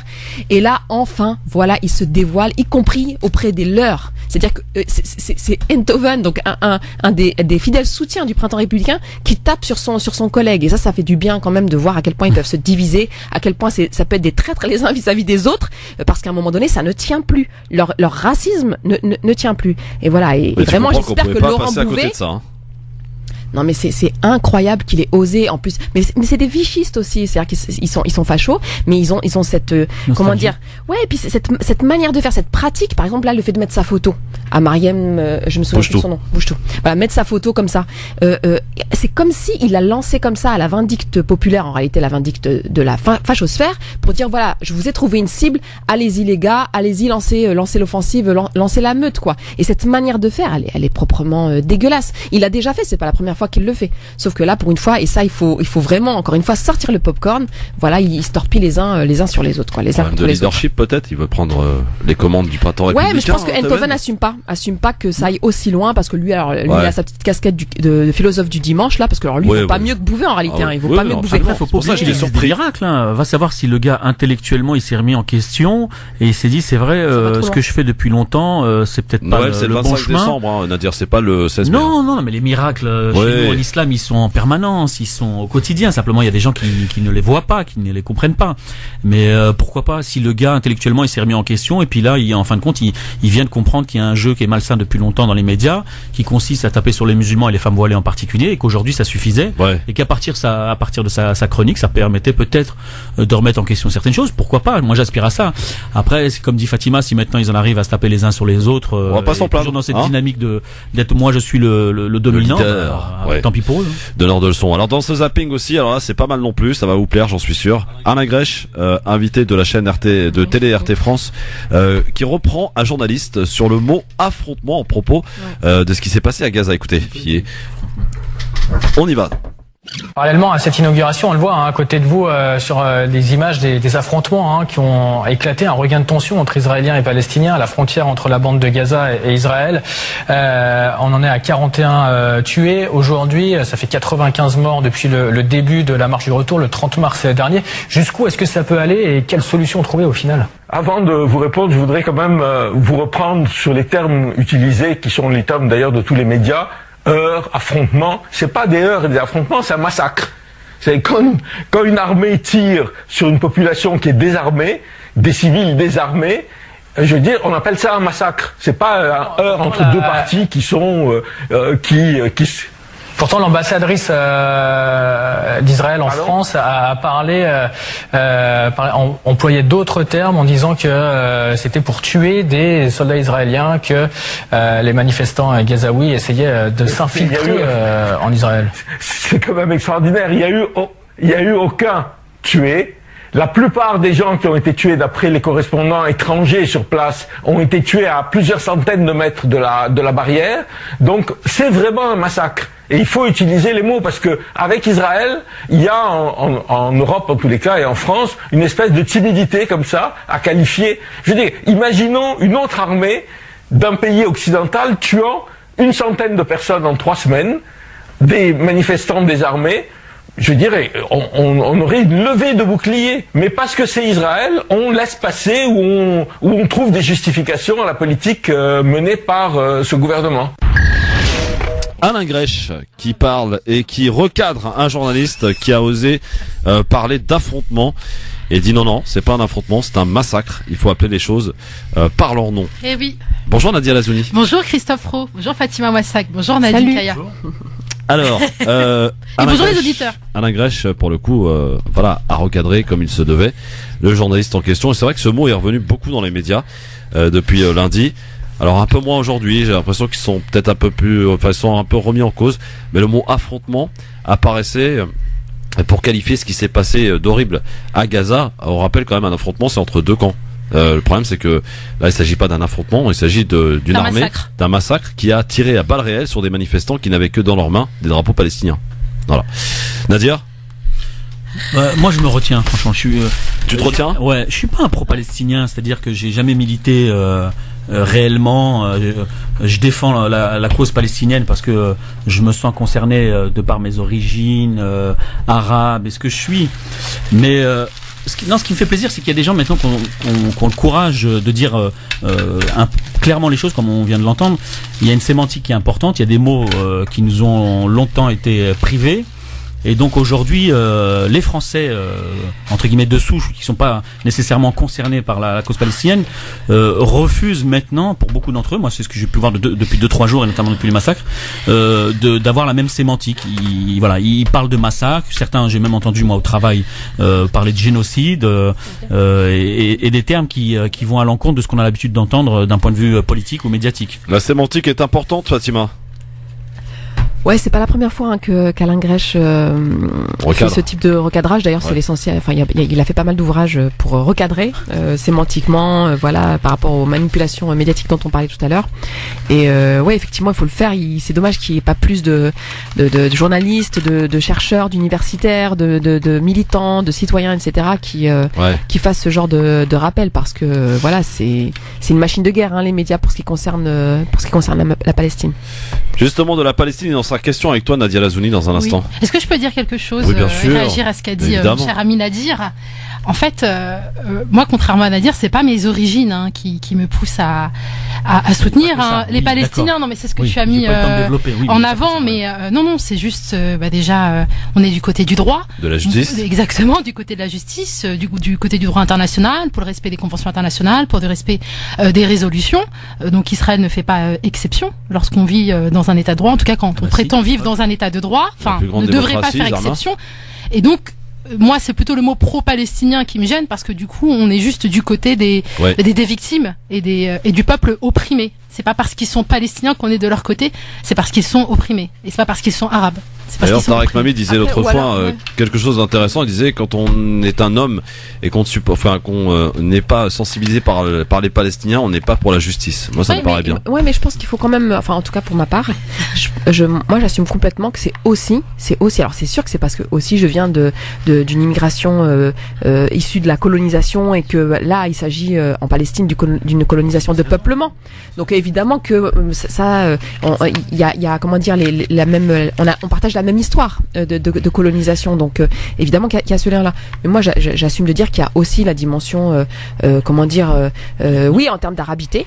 C'est aussi parce que ce sont des Arabes et c'est aussi parce que ce sont des musulmans. Enfin, ils font partie de ma communauté musulmane. Ça, je pense qu'il faut aussi l'assumer. Ouais, mais il y a aussi cette dimension. Al-Quds, c'est aussi une grande ville sainte pour les musulmans. Donc, c'est aussi en tant que musulmans et musulmanes qu'on doit aussi demander à ce que exiger et puis se battre pour que la Palestine soit libérée. Enfin, je pense qu'il faut pas avoir de complexe par rapport à ça. L'ONU, je suis désolée, jusqu'à preuve du contraire, c'est une organisation impérialiste. C'est pas quelque chose qui tombe du ciel, c'est pas quelque chose de divin. Il faut aussi pouvoir remettre en question ce type d'organisation. L'ONU se contente de bégayer quand il y a des massacres en Palestine. Alors, il s'agit pas de complexe. Non, mais c'est pas absolument. Mais comme j'en parlais, je le disais juste avant, c'est absolument pas un complexe. C'est peut-être une déformation professionnelle parce que moi je suis juriste et donc du coup, pour moi, le respect des conventions est prime en fait, surtout quelle que soit l'origine et quelle que soit la religiosité. Et qui sont comment dire émises par une organisation qui est pas complètement neutre. L'ONU, c'est pas neutre. Alors l'ONU, par exemple, il y a un Conseil de sécurité, c'est 5 puissances et parmi ces 5 puissances, il y a des puissances impérialistes qui font le jeu, en fait, qui sont à l'origine de ce qui se passe aujourd'hui en Palestine, pas qu'en Palestine, en Syrie, et également en Irak, en Afghanistan, etc. C'est-à-dire les États-Unis, la France, voilà, la Grande-Bretagne, c'est ça l'ONU aussi. Donc voilà. Pub. Dans un instant, on va parler de la Palestine. Alors, tu vas nous raconter une histoire, Nadia, c'est ça ? Oui, voilà, je vais parler, je veux dire, silence, ça tourne à Gaza. Bon, le film à suivre dans un instant. Oui. Mais le film se rapproche vraiment de la réalité. C'est la réalité. C'est la réalité. Et là, de la vraie télé-réalité pour le coup. Oui, de la radio-télé-réalité. Voilà, c'est ça, de la radio-télé-réalité, vidéo, Facebook, donc allez-y, tout de suite. Nadia Lazouni, Fatima Wassak, Nadir Kaya sont avec nous aujourd'hui. Et je suppose que tous les trois, vous allez à la manif après, non ? Yes. Oui, exactement. Ouais. Pas moi. Pas toi ? Non, j'ai des obligations familiales. Ah, d'accord, ok. Ouais. En tout cas, vous êtes tous invités. On vous incite à y aller parce qu'il faut évidemment qu'il y ait un maximum de monde ce soir. Place du Trocadéro à Paris. Grosse mobilisation, grosse manifestation pacifique pour dénoncer, crier sa colère envers ce qui s'est passé. Évidemment, on rappelle quand même ce bilan pour la seule journée de lundi. 62 victimes, 62 martyrs palestiniens qui sont tombés sous les balles de l'armée israélienne. Non, mais ce qui est violent, Christophe, là-dedans, si je peux me permettre, c'est la violence des images, quoi. Quand tu vois les enfants, les femmes, les enfants, les hommes se faire tirer dessus comme ça, comme des lapins. Ouais. Je crois que c'est ça qui change un peu la donne vis-à-vis des Français de façon générale, c'est que là, il y a une vraie visibilité, tu vois, contrairement à la Syrie ou à des théâtres d'opération où il y a eu des violences, des assassinats de masse. On n'a pas vu ça en direct, même si on a vu les armes chimiques, on a surtout vu les effets. Mais là, c'est du live, c'est du direct. Donc, je pense que les Français aujourd'hui maintenant ils commencent à comprendre que il y a des choses qui fonctionnent pas politiquement et que médiatiquement tout n'est pas clair. Donc les images sont suffisamment parlantes pour aujourd'hui s'interroger sur la réalité de la situation vis-à-vis du peuple palestinien. Et puis je pense aussi le décalage entre donc la machine de guerre médiatique qui fait du matraquage pour mettre sur un pied d'égalité l'oppresseur et l'opprimé et le décalage avec effectivement ce que peut penser la population française en général face à effectivement à des militaires qui tuent des enfants qui tombent avec des balles dans le dos, des militaires qui tirent à balles réelles donc dans les genoux c'est-à-dire que soit ils les tuent, soit ils tirent dans les genoux pour les rendre à tout jamais invalides. Et ça c'est voulu, c'est quelque chose de voulu quoi. De préméditer. Et donc je pense que c'est ce décalage là aussi à un moment donné qui va plus tenir quoi. Mais c'est vrai que c'est important de dire que en France il y a une majorité de personnes, je pense, je suis pratiquement certaine, majorité de personnes qui dénoncent, qui est dégoûtée par la politique de l'État colonial israélien. Est-ce que Nadia Lazouni est prête? Ouais, on n'est jamais vraiment prêt. Pourquoi? Non, parce que c'est toujours un peu le trac avant de faire sa chronique. Mais non, mais Nadia, voyons, t'as l'habitude maintenant, t'es plus une novice, hein? Ouais. Bah ça y est. Ouais, ça y est. Il a déjà démarré, notre cher ami. On y va, c'est parti. Il est trop impatient. Voilà, impatient de découvrir la vie tranchée, il a raison, de Nadia Lazouni, jingle quand même.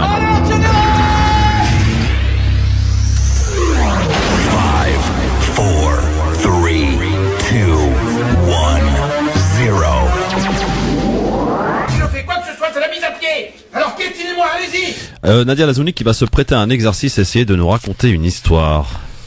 J'ai honte.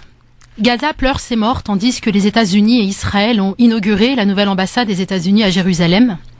Lundi, 59 Palestiniens, dont un bébé de 8 mois, asphyxiés par du gaz lacrymogène, ont été assassinés par l'armée israélienne. On compte aussi 2400 blessés. J'ai honte, car ça devient banal. On est presque tenté de dire, et après, rien de nouveau sous le soleil. Je ne peux plus voir les images de cette boucherie. Mon imagination s'en charge très bien et ne me laisse aucun répit. Le destin de nos enfants se joue au Proche-Orient. Magnéto Christophe.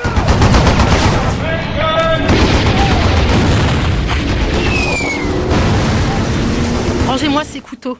On est l'armée la plus morale au monde. On laisse ça aux barbares. Nous, on massacre proprement. Allez, sortez-moi les soft-nose bullets. Ouais, je sais qu'elles sont utilisées pour tuer des animaux. Bah justement, on va en finir avec ce bétail. Ouais, je sais qu'on risque d'avoir des handicapés à vie. Bah déjà, ils restent en vie, c'est bien, non? Hein? Elles sont prohibées en cas de guerre? Bah on n'est pas en état de guerre, là. Donc c'est bon. Moshe, dis à Donald de rester chez lui et de nous envoyer sa poupée. Non, pas sa femme. Non, pas sa maîtresse. Oui, c'est ça, sa fille. Mais punaire, tu ne comprends rien. Appelle-moi Ivanka. Ivanka, c'est toi qui vas assurer l'inauguration. Pourquoi? Bah déjà parce que... quelqu'un lui a dit qu'on ne pose pas de questions? Quelle insolence. Écoute, petite, il nous faut un peu de glamour là pour oublier qu'on a les mains dans le cambouis. Pas un mot. On te demande juste de prendre la pose de la plante. Allez, va te préparer. Mais qu'est-ce que c'est que ce treillis kaki, ces bottes en cuir et cette calache? Mais qu'est-ce qu'elle est con? Mais c'est bien la fille de son père. On a dit du glamour. Allez, enfile-moi un joli tailleur et hisse-toi sur des hauts talons. Mais je m'en fiche que t'aies des ampoules aux pieds. Remercie le bon Dieu d'être du bon côté du mur et que tu puisses encore marcher. Ne t'attache pas les cheveux. Voilà, laisse le vent les caresser. Oui, tu peux mettre un tailleur beige pour rappeler la couleur de la plaque commémorative. Attention, pas de l'attacher. Je déconne. Nous, on massacre proprement. Christophe, je t'ai dit que je voulais du glamour. Coupe-moi ce son dégueulasse le temps de la photo de famille. Ivanka sourit. Encore. Plus large le sourire. C'est bon, dégage maintenant. On a du pain sur la planche. Magnéto Christophe. Tu vois, Shoshana, cette balle, elle réalise un orifice d'entrée et de sortie très étroit qui traverse le corps comme un rayon comme un rayon laser et qui coupe des nerfs ou des vaisseaux. Hein? Qu'est-ce qu'il y a, Moshe? Ça gueule dans les ambassades? Bah tu leur sors la même chanson. Israël protège ses frontières contre le terrorisme palestinien qui ne veut pas la paix. Ouais, tu leur dis juste ça. Qu'ils te préparent leur communiqué de presse, ils me l'envoient pour validation. Et une fois qu'ils ont le tampon, bah ils peuvent balancer le mot. Et tu vois, cette balle, elle est dite explosive. En vérité, elle n'explose pas. C'est une balle à diffusion d'énergie locale qui entraîne d'énormes dégâts, des tissus mous, extrêmement difficiles à réparer. Quoi? On a déjà des retours? Vous pouvez pas rêver de meilleurs sous-traitants. Montre un peu. Hostilité, ouais, j'aime bien ça. Affrontement, ouais, violence, représailles, c'est élégant. C'est feutré, c'est sucré, on dirait le nouveau parfum de Lancôme. Les 55 morts étaient tous des terroristes. Oh punaire, j'en peux plus. Elle ose la Simone, hein. Tu peux leur donner mon go. Je te disais, Shoshana, ces balles que l'on appelle soft nose sont des balles dont l'extrémité n'est pas recouverte de métal. Ce ne sont pas des full metal jackets. Le cœur de la balle est en métal, en effet, et la jaquette autour explose, entraîne une transmission de l'énergie dans les parties molles, de sorte que l'on a parfois un orifice que l'on peut passer par le poing. L'objectif, c'est de provoquer un maximum de dégâts. Mais qu'est-ce qu'il y a encore, Ephraïm? L'ONU nous menace de nouvelles résolutions? Mais mort de rire. Mais quand est-ce qu'ils vont se résoudre à la fermer, ceux-là? Tirez, non, pas dans l'épaule. Visez le genou, on veut des handicapés à vie. Et puis pour les plus audacieux, visez la tête. C'est bien, bon travail les gars. Restez concentrés sur vos cibles. Notre département communication et des affaires internationales se charge du reste. Comme ça sent bon. Il y a comme une odeur de Sabra et Chatila, là. Qu'est-ce qu'il y a, David? Mais pourquoi tu chouines? Tu vois pas que je suis en plein boulot? Hein? T'as reçu un caillou? Et qu'est-ce que tu veux que je te dise? Tu réponds à la violence par la violence. Tu me fais du pierre de coups, tu apprécieras le jeu de mots au passage, et puis tu butes une femme enceinte. On lui coupera l'envie dès la racine à son gosse de rejoindre les terroristes du Hamas. Bah le caillou, tu le gardes, tu tapisseras le fond de ton aquarium, ça va ravir les poissons. Et qu'est-ce qu'on répond à la presse? Bah déjà à la presse, tu leur tires aussi dessus, et tu diras que l'épaisse fumée nous a empêchés de distinguer le brassard presse. Et puis pour les survivants, tu leur diras que sa silhouette faisait penser qu'elle portait une ceinture explosive. Puis qui se justifie s'accuse, ne répond rien. Les mois passera comme tous les jours de massacre. Souviens-toi du petit scénario. 1. On massacre des civils palestiniens. 2. Émotion et condamnation unanime de quelques humanistes sur les réseaux sociaux. 3. Rappel à l'ordre de la communauté internationale. 4. Annonce des premiers rassemblements dans les grandes capitales du monde. 5. Critique de la couverture partisane des événements par les médias mainstream. 6. Communauté internationale fustigée. 7. Photos et live Facebook des rassemblements diffusés sur les réseaux sociaux. Et on dira qu'il s'agit de manifestations antisémites. 59 morts, 2400 blessés, mais on retiendra ceci.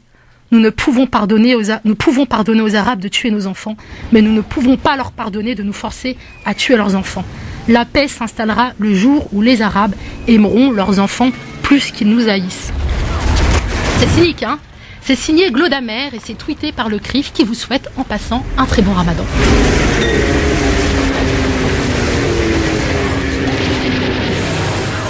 C'est du Daniel Azouni, quoi. Hein? C'est du grand Daniel Azouni pour cette histoire racontée, mise en scène. Hein? On précise, voilà. On se calme. Oui, c'est voilà. un faux. Alors c'est un pistolet. Non, mais on précise. Évidemment. Évidemment. Alors. Par contre, c'est un vrai couteau. C'est un vrai couteau. Ouais, par contre, faut juste se calmer, Nadia. Faut ranger ça tout de suite. Je vais le laisser là parce que pour la manif, pour peu que je me fasse contrôler, ça va être compliqué. Oui, absolument. Ouais, absolument. Mais bon, tu l'éloignes quand même de là. On sait jamais. Voilà. En tout cas, c'est quoi? C'est une parodie.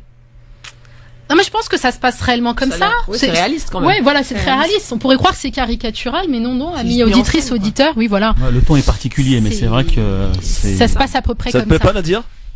Si, ça me plaît. Dis-le, mais t'as le droit de le dire. Non, si c'est pas ça que c'est vrai que c'est fait sous un ton particulier, celui de l'humour, mais t'as pas trop envie de rigoler, quoi. C'est tellement. Ah, c'est pas de l'humour, c'est du cynisme. Oui, c'est du cynisme, mais voilà, c'est plutôt cynisme, mais voilà, c'est une réalité qui est assez criante et violente, donc.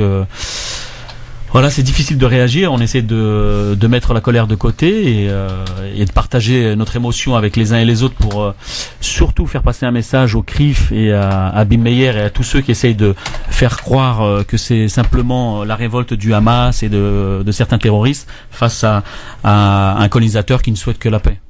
Non mais parce que pardon, mais c'était la fin de la vie tranchée de Nadia. Quand même le CRIF qui a osé publier donc cette citation là de Goldamer sur le fait que les Israéliens ne pouvaient pardonner comment dire aux Palestiniens. Alors je me souviens plus exactement. En fait, ce qu'ils pouvaient pas leur pardonner aux Palestiniens, c'est de les obliger Israéliens à tuer leurs enfants.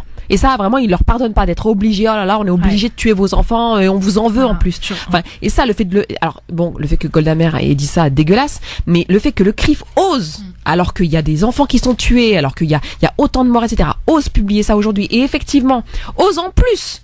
Et t'as bien fait de le dire. Ose en plus nous souhaiter un bon Ramadan. Mais franchement, si c'est pas pour vraiment susciter en nous de la haine, c'est super intelligent stratégiquement. C'est pour susciter de la haine. Ouais, mais ça va dans le sens de ce qu'ils font, des messages qu'ils diffusent et bon, cette manipulation. Alors, on va prendre l'avis de Sofiane Magdari, qui est un intervenant du LGF, qui a écouté attentivement l'avis tranché de Nadia Lazouni. Bonsoir à Sofiane. Oui, bonsoir Christophe, bonsoir Nadir, bonsoir Fatima, Nadia. Bonjour. Bonjour à tout le monde. Moi, je suis un petit peu meurtri par ce qui se passe en Palestine, mais j'aurais bien aimé, parce qu'on fait le procès d'Israël, un État qui a été inventé de toutes pièces, en vérité, par les Britanniques à l'époque, mais ils sont dans leur rôle, ils veulent faire un État du Nil à l'Euphrate, un État exclusivement théocratique, exclusivement juif, à expulser tous les Palestiniens. C'est-à-dire, on est en train de leur faire procès. Moi, j'aurais bien aimé qu'on fasse le procès des traîtres arabes, y compris en commençant par l'Arabie Saoudite, qui cautionne les traîtres palestiniens à leur tête Mahmoud Abbas, parce que vous voyez Gaza qui se révolte parce que Jérusalem, Al-Quds qui vient d'être conquis par les Américains ou les Israéliens, où on installe l'ambassade, mais en Cisjordanie, pourquoi les Palestiniens ne sortent pas? Le rôle du Fatah dans tout ça, Pourquoi on met pas assez de lumière sur la coopération sécuritaire pour étouffer toute révolte palestinienne? Voilà, alors qu'il subit humiliation après humiliation, Mahmoud Abbas. Il n'y a pas plus grande humiliation. Mais il faut savoir que les négociations à l'époque avec Yitzhak Rabin n'ont pas abouti. C'est pour deux choses. C'est le problème de Jérusalem et c'est le problème des réfugiés. Alors tout autre territoire, 67, 73, voilà, ils pouvaient régler ce problème d'une manière ou d'une autre. Mais les deux raisons, c'est Jérusalem, le statut de Jérusalem, et en même temps les réfugiés. Et là, on est en train de voir que Trump, il impose son agenda, où il donne Jérusalem, et après on peut discuter. On a parlé d'une ville à l'est, au nord-est un peu de Jérusalem, la ville de Abu Dis comme capitale de l'État palestinien, mais il est en train d'imposer un agenda pour des futures négociations. Mais malheureusement, nous, on n'arrête pas de faire la lumière ou bien d'être scandalisés par le parti pris de certains sionistes ici en France ou bien qui s'expriment dans certains médias étrangers, mais ils sont dans leur rôle, ils sont en train de défendre un idéal. Ils disent que depuis 3000 ans, nous devons revenir sur cette ville et on est revenu. Et juste pour Fatima, quand elle a parlé de l'exemple algérien de 132 ans, la ville de Jérusalem, 2 siècles, elle était entre les mains des croisés. Elle a été libérée par Salah ad-Din Ayyoubi à l'époque. Voilà, pour dire que même s'ils l'ont conquise aujourd'hui, il y a des enfants et il y a des femmes et des hommes en Palestine qui n'accepteront pas cet état de fait. Voilà, moi j'aurais bien aimé qu'on passe plus de temps à dénoncer et à mettre de la lumière sur les traîtres arabes que de faire le procès des Israéliens ou des sionistes, voilà, qui veulent un État exclusivement juif ou autre chose, hein, voilà. Oui, Sofiane. Oui, Fatima souhaite te répondre. J'allais dire, après, nous, de notre point de vue ici, en fait, c'est important de réfléchir aussi par rapport aux moyens de pression qu'on a et sur qui on peut avoir des moyens de pression. Voilà. Est-ce que vraiment on peut avoir des moyens de pression sur les traîtres dont tu parles? Non, je pense pas. On peut, en fait, en réalité, nous, on a des moyens de pression sur l'État français, les institutions françaises, sur les médias français, etc., puisqu'on on fait partie aussi de ces espaces-là. Donc, il faut essayer d'être intelligent et stratégique. Non, après, oui, tout à fait. Oui, pardon, parce que on a l'impression là quand tu parlais qu'en fait les différents acteurs, les différents protagonistes en fait sont un peu sur comment dire, ont les mêmes leviers, les mêmes moyens en termes militaires, en termes d'action, etc. On a quand même affaire d'un côté à une superpuissance militaire alors que sont les États-Unis. Avec une autre puissance militaire, nucléaire, etc. Qui est Israël, et en face on a l'autorité palestinienne, les Palestiniens, etc. Mais qui n'ont pas réellement d'armée, qui n'ont pas vraiment les moyens de tenir tête, quoi. Donc évidemment qu'on s'attaque contre la superpuissance militaire, nucléaire, etc. et pas contre les voilà. Après évidemment qu'on est d'accord sur les certaines erreur, voire trahison du côté palestinien, mais vraiment c'est pas là qu'on doit viser. D'ailleurs à la traîtrise arabe dans son avis tranché, hein, si j'ai bien compris. Oui, j'ai entendu. Alors Sofiane lui parlait des Palestiniens en particulier, pas des régimes arabes. Oui, mais aussi, il a parlé de l'Arabie Saoudite avec la phrase de Il faut savoir que les Israéliens où Donald Trump a fait cette avancée vers la reconnaissance de Jérusalem comme capitale éternelle de l'État israélien, sans le consentement des Arabes et à leur tête l'Arabie Saoudite, l'Égypte, les Émirats Arabes Unis, le Bahreïn, ils n'auraient pas avancé. Aujourd'hui, ils sont en train de s'accorder à ouvrir des liens réels, d'officialiser une relation secrète qui est restée secrète depuis des années. Aujourd'hui, ils sont en train de l'officialiser. Oui, ça s'officialise. Voilà. Et on précise d'ailleurs, pour être tout à fait complet, qu'il y a un autre pays qui a transféré son ambassade aujourd'hui même, le Guatemala, avec la venue de Jimmy Morales, le président du Guatemala, venu en personne inaugurer cette ambassade de transfert donc de Tel Aviv à Jérusalem. Merci Sofiane. Voilà, juste pour dire qu'ils sont arrivés à leur but, c'est-à-dire de créer un ennemi artificiel, c'est-à-dire les Iraniens ou bien en grande partie les chiites, que sont les ennemis, et l'ennemi qui occupe des territoires et qui tue des Palestiniens, c'est un allié à nous et on est prêt à faire une alliance pour aller détruire la Perse ou l'Iran. On est prêt à tout faire. Voilà. Ils sont arrivés à leur but et j'aimerais que les gens aillent lire Idi Cohen, c'est un Israélien qui est dans l'institut Sadet et Ben Gurion, et à lire l'article qui est très intéressant et l'aboutissement d'une stratégie qui date depuis 30 ou 40 années en gros, et ils sont arrivés à leur but. Moi je suis un petit peu meurtri, mais voilà, C'est comme ça. Merci Sofiane. Bon Ramadan à toi aussi. À très bientôt.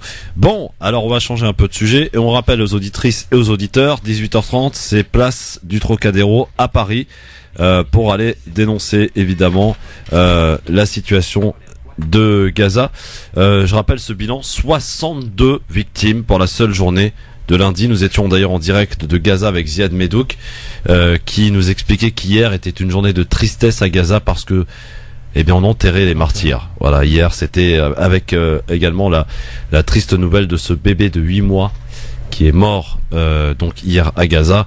Il y a eu des enfants de touchés de moins de 13 ans. Il y a eu une jeune fille aussi et ce vieux monsieur qui était à côté des journalistes et les snipers israéliens lui ont tiré dans les jambes. Voilà, ça ce sont des images qui quand même, comme disait tout à l'heure Nadir, quelque part ils ont un peu quand même perdu la guerre de l'image parce que celle-ci elle est terrible et ils n'arrivent pas à la contrôler. Pour moi ça indiffère complètement parce qu'en fait on les a tellement déshumanisés les Palestiniens qu'ils ont presque mérité en fait ce qu'ils subissent. Moi je suis pas d'accord là-dessus, c'est ce que j'ai dit tout à l'heure, j'ai des discussions avec des collègues qui sont pas du tout arabes, pas issus de banlieue, qui ont rien à voir du tout avec cette situation et qui sont outrés de ce qu'ils voient depuis 2-3 jours, notamment comme je disais, le fait de voir pratiquement en live des assassinats comme ça ciblés ou ce qu'on avait vu la semaine dernière avec les snipers, la soldats israéliens qui étaient sur des collines et qui tiraient comme ça sur des jeunes en ciblant la tête, mais c'est cruel ça. Donc après ils peuvent dire tout ce qu'ils veulent avec le CRIF et d'autres intervenants, les images malheureusement il y a des choses qu'ils ne peuvent pas maîtriser, donc tant pis pour eux, tant mieux pour les Palestiniens. Avis tranché de Nadir Kaya, on est prêt, cher Nadir? Il va falloir être prêt parce que de toute façon on est en retard, alors on y va, c'est parti, jingle et on va parler d'un autre sujet.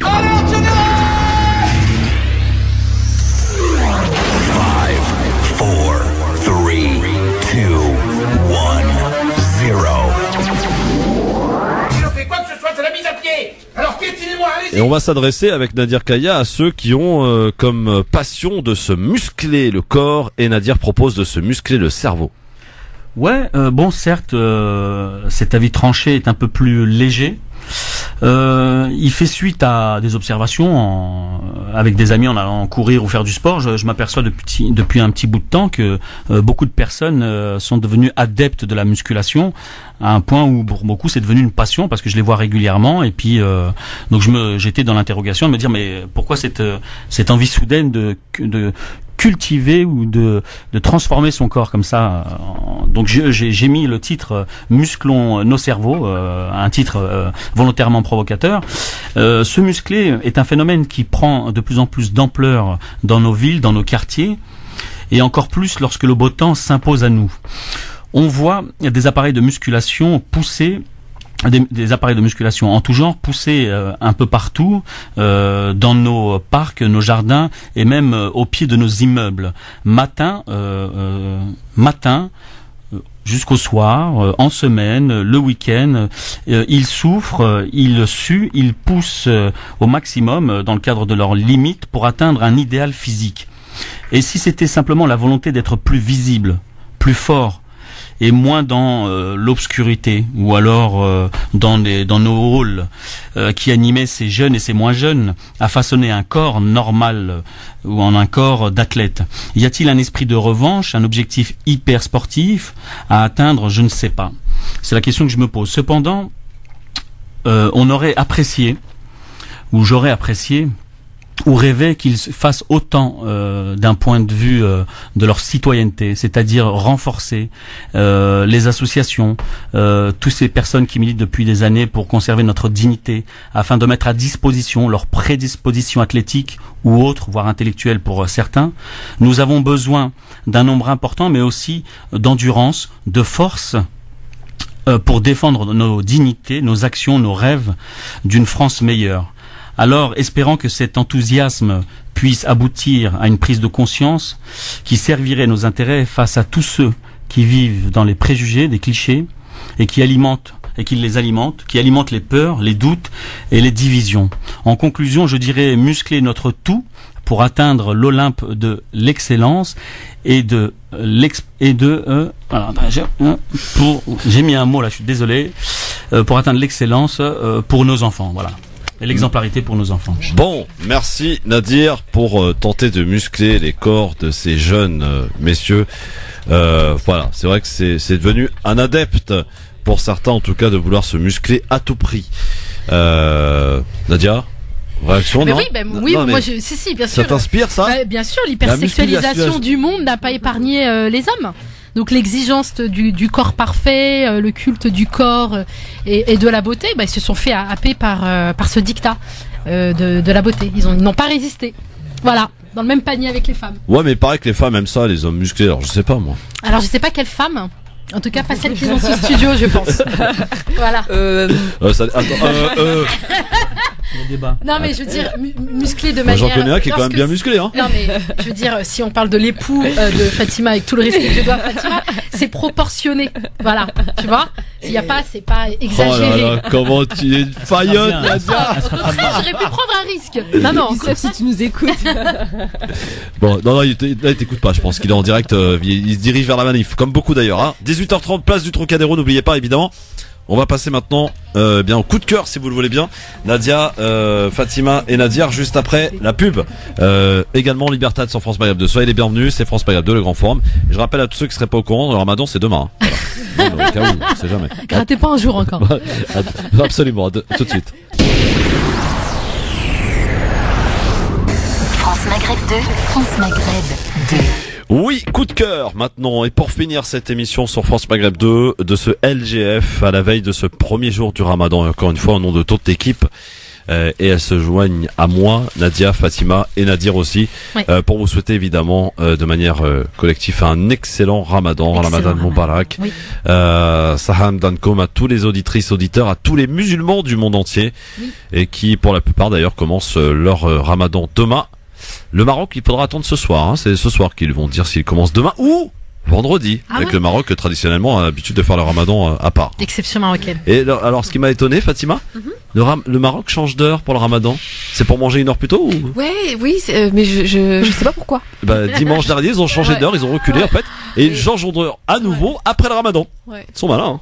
Ouais, bon. Toute ma famille veut partir là pour aller passer le Ramadan. D'accord, c'est pour ça qu'ils veulent aller faire le Ramadan au Maroc. Savo Bougrine, le fondateur de TMT, il est en ce moment au Ramadan. Au Maroc, il rentre pas, il est pas rentré là? Non, il est pas encore rentré. Juste avant vos coups de cœur, nous avons quelqu'un que tu connais, ma chère Fatima, Saïda de l'association La Pause. Saïda, bonsoir.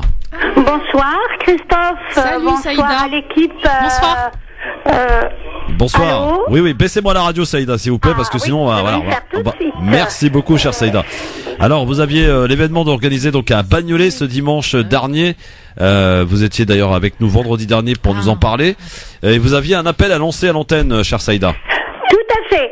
D'abord, je vais commencer par vous souhaiter un excellent Ramadan et qu'Allah puisse unifier nos actes et que tous les musulmans se réunissent et en acte d'adoration, nos prières soient acceptées. Inch'Allah. Amin. Merci beaucoup. Alors Saïda, quel est votre appel? La pause, oui, effectivement, dimanche dernier, le 13 mai, a organisé sa première journée porte ouverte, et donc ça s'est très très bien passé. On a informé, on a écouté, on a fait une projection de tous nos travaux durant ces 3 dernières années. Oui. Et donc, aujourd'hui, la pause, depuis des siècles, comme vous savez, Christophe, la propreté fait partie de la foi, quelle que soit notre confession ou pas.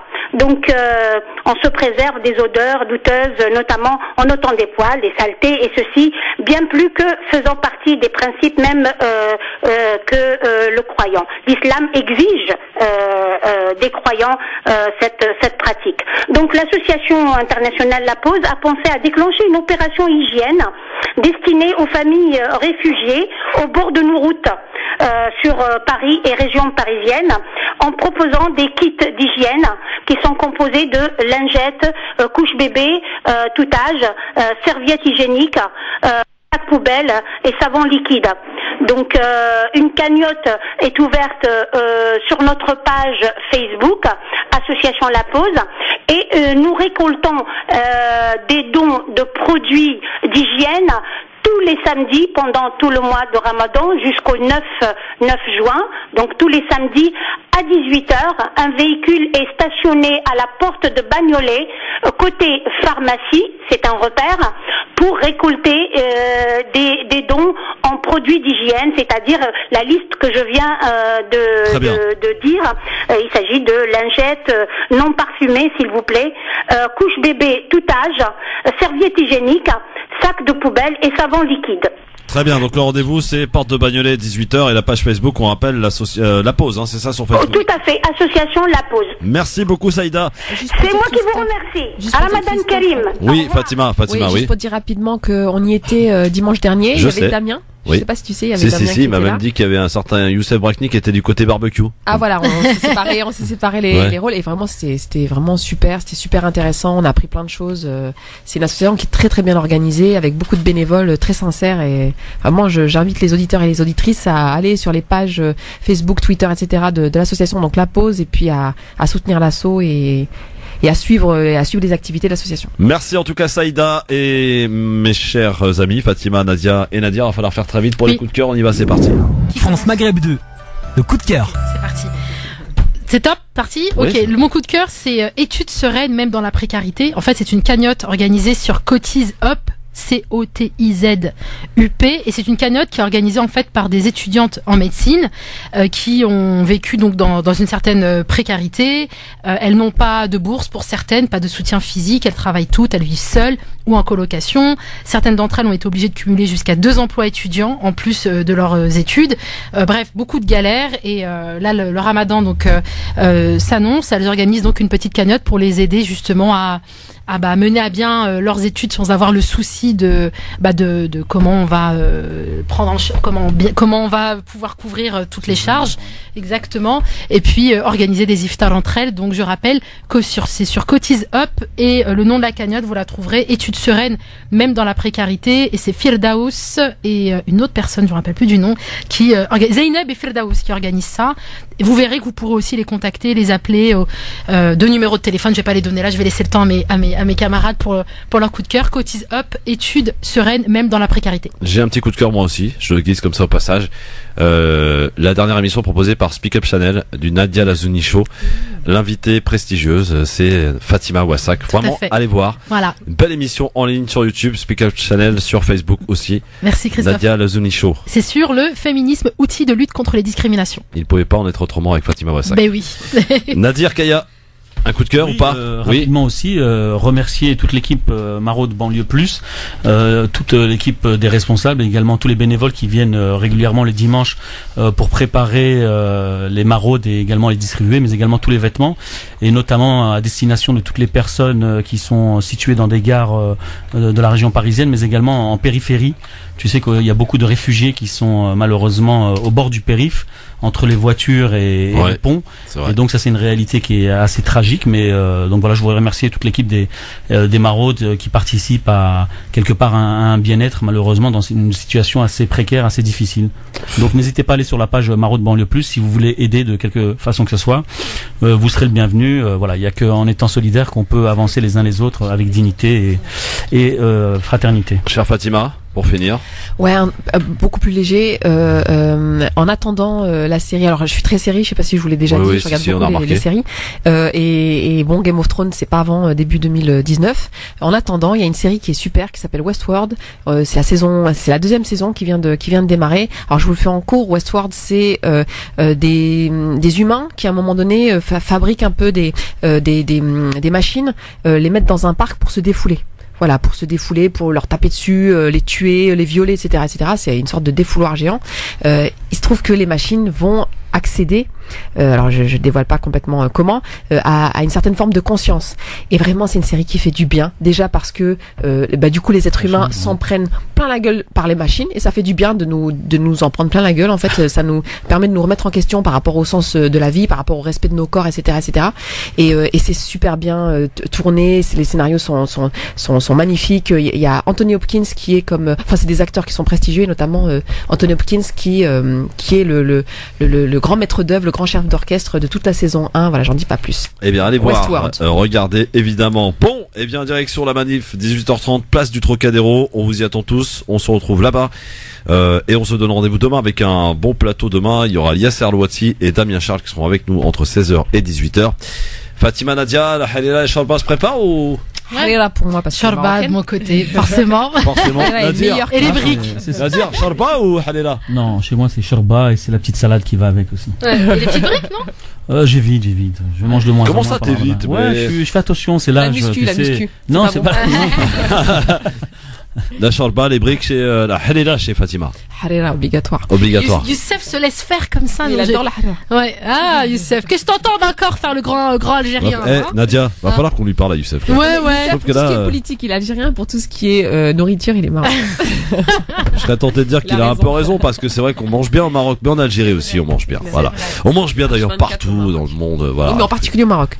En Thaïlande aussi. Ah, c'est vrai. C'est très épicé en plus. Ouais. Bonne soirée à tous et bon Ramadan. Ouais, merci. Beaucoup de courage Oui. et en espérant qu'il se passe dans la paix. Amin. Je sais que c'est un peu utopique, mais bon, je sais que voilà, on rêve toujours, mais on espère que ce Ramadan-là sera, rimera avec paix, joie, solidarité et surtout évidemment spiritualité. Oui. C'est important et générosité. Bonne soirée à tous. Merci. Bonne soirée. À demain 16h. Nadia, Fatima, Nadir, à très vite. À bientôt. Ciao. Merci.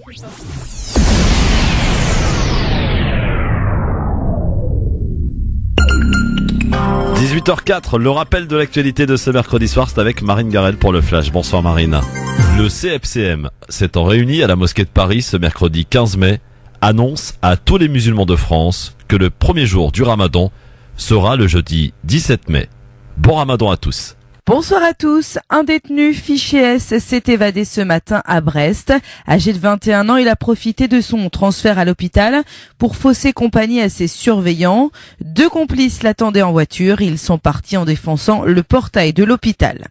Les parents du petit Grégory demandent à la justice une nouvelle convocation des époux Jacob et de Muriel Boll. Les 3 suspects ont vu leur mise en examen annulée ce matin pour des problèmes de procédure. C'est donc un énième rebondissement dans cette enquête vieille de 33 ans. La famille Moussenga en tête de cortège aujourd'hui à Strasbourg. Marche blanche pour Naomi, cette jeune femme décédée après avoir été ignorée par le SAMU. Des défilés silencieux et pacifistes doivent aussi réclamer justice et vérité cet après-midi à Valence et à Paris.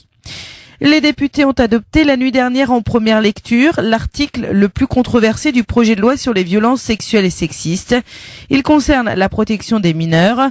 L'opposition dénonce un texte qui ne va pas dans le bon sens. Les associations de leur côté reprochent au gouvernement d'avoir reculé sur la question du consentement sexuel des mineurs de moins de 15 ans. Ce que dément Marlène Schiappa, la secrétaire d'État à l'égalité entre les femmes et les hommes, qui porte ce projet de loi. La Corée du Nord a menacé aujourd'hui d'annuler le sommet prévu le mois prochain entre Kim Jong-un et Donald Trump si Washington cherchait à l'acculer à renoncer unilatéralement à son arsenal nucléaire. Pyongyang a également annulé une rencontre de haut niveau avec la Corée du Sud pour protester contre des exercices militaires annuels en cours entre Séoul et Washington, qualifiés de provocation. Encore quelques heures à attendre pour les supporters de l'OM. Ce soir, l'Olympique de Marseille affronte l'Atlético Madrid en finale de la Ligue Europa et peut devenir la première équipe française à remporter 2 Coupes d'Europe. Coup d'envoi de la rencontre, 20h45. France Maghreb 2, service, info, musique, divertissement. France Maghreb 2. France Maghreb.